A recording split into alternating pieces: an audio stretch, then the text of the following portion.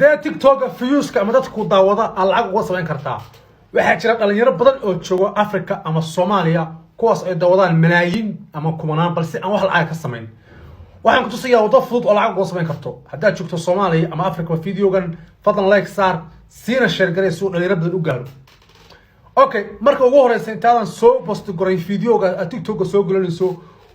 waxa la soo degaysaa programka la yiraahdo VPNs marka VPN la soo degtid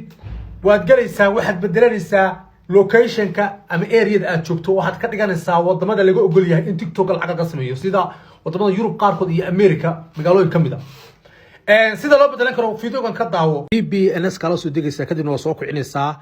kadibna xidhigta halka yar baa taabanaysaa location-ka saa u bedeshid wadamada ku soo saaraya wadamada iyo dalalka adduunka kala dooranaysaa hoos baa u soconaya anigu hoos baa u soconaya waxaan dhaaf Italia iyo Faransiiska Jarmal dhaaf Mareykan baa rabaa Mareykan baa ka dhiganaya anigu Los Angeles baan ka dhigtay Los Angeles magaalada Mareykanka kadibna safe baan dhahaya oo ka